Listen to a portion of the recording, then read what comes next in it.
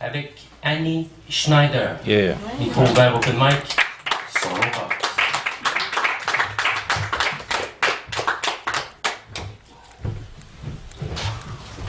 Merci, bonsoir. Je vous mentirais si je vous disais que j'ai été nourrie à Nelligan, c'est pas vrai.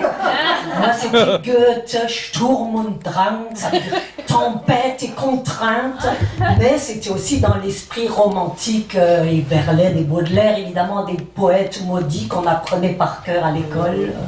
Puis j'ai une âme de blueswoman, on the road, etc.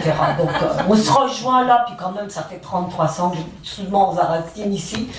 Alors là, aujourd'hui, je vais vous livrer un poème sur l'itinérance et les femmes. Parce que les enfants de bourgeois, eux, ils allaient en psychiatrie, mais les pauvres, ils finissent dans la rue. Et il y a de plus en plus de femmes dans la rue aussi, 150% de plus depuis ces 3 dernières années. Alors voilà, je dédie ça, celle-là que je croise souvent, qui est pathétique. La pauvreté est une très vieille femme qui pue, laide, malade et dépenaillée, aux oripeaux effilochés, superposés pour pas geler, poussant son carrosse de supermarché chargé de ses seuls biens, ramassis des miettes de la société de pléthore, les consignes récupérées l'empêchant de crever. Merci Recycle Québec. Choix difficile ce soir, du pain ou du vin à s'enfiler pour achever la journée. De plus en plus, les femmes aussi sont légion dans la rue, en ligne au crépuscule pour la tambouille de l'armée du salut. Même à Grenby, on les voit chez SOS Dep ou au Partage Notre-Dame, fouillant les poubelles d'IGA ou du métro. Mais le soir venu, où aller coucher dans la cité, par décret municipal, bancs et lieux publics maintenant interdits. Surtout ne pas tomber, surtout pas l'hiver, surtout pas la nuit, terrassé par le pinard cheap ou la grosse bière maxi.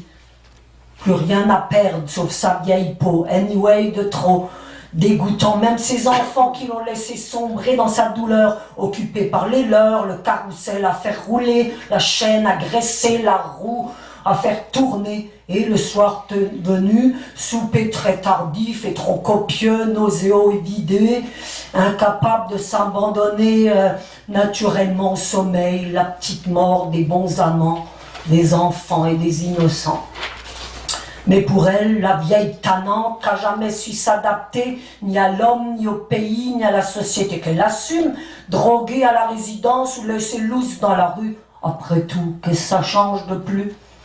Autant de beauté échappée à force de ne pas la nommer, de ne pas s'y attarder, de ne pas la regarder telle qu'elle est, comme une graine nauséabonde de ginkgo femelle fermentée, qui pourtant, une fois germée, va produire l'arbre de longévité, comme la forêt pourrissante de ses feuilles autodigérées va donner les champignons les plus étranges mais les plus guérissants, Chagall à queue de perterie, polypore ou réchi, pour ne citer que ceux-ci.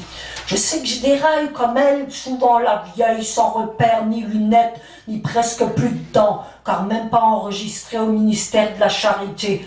Pas dans le bon continent, aux Indes elle serait déclarée sainte, Sadhu Sabhuta, Bouddha le grand détaché. Ici même les chrétiens, comptant trop de crétins, facile celle-là j'avoue, ont oublié que le Galiléen en tunique accueillait en priorité les petits, les mal nantis, les paumés, fichu Occident du Nord, si verni, mais lui aussi en dérive prévisible. Ah, ça en fera qu'une de plus dans la nuit frigorifique quand on la trouvera prostrée sous un porche, gelée pour de bon, en 2 rondes de flics écœurés, enfin bienheureuse et ivre pour l'éternité, bienvenue parmi les siens, ceux qui l'ont jadis aimée, inscrite à jamais dans la mémoire de la mauvaise conscience de ce monde désamé. Yeah.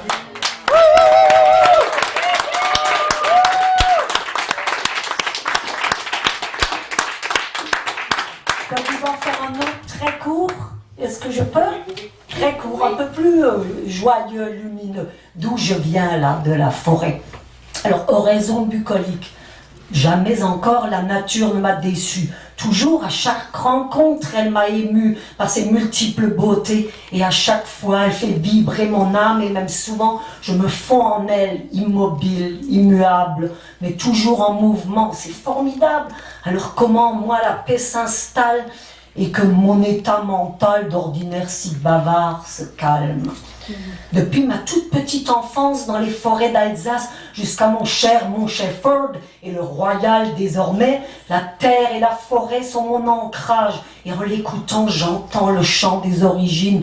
Comme d'autres récepteurs à l'oreille fine, j'y retrouve la pensée d'éternité qui tous nous habite, tous nous anime et nous fait vibrer et qui fait chavirer à point nommé nos idées toutes faites, nos illusions et nos préjugés. Attention pourtant à l'ivresse des hauteurs, à l'impression dévoyée mais si humaine de tout comprendre, car même notre propre destin est un mystère inachevé, parce que nous oscillons souvent entre l'amour et la peur, tous assoiffés d'absolu, de beauté, d'éternité. Pourtant la nature, comme la vie, le monde et nos enfants ne nous appartiennent jamais vraiment, ni même notre souffle, l'énergie ou le temps. Tout nous est prêté en moments uniques, en pièces magiques, j'allais dire le contraire, mais pas grave. Et comme une longue promenade dans une forêt fantastique, notre vie est toute tracée par les chemins empruntés librement, de passage, tous, mais inscrits dans nos histoires inédites. Mais pour l'essentiel, l'essence de notre être et notre finalité profonde, même si nous sommes responsables de tout ce monde, de nos choix et nos mouvements, comme tout ce qui sur cette terre est vraiment vivant, ça dépend de bien plus grand, pour moi, du Tout-Puissant. Bonne soirée.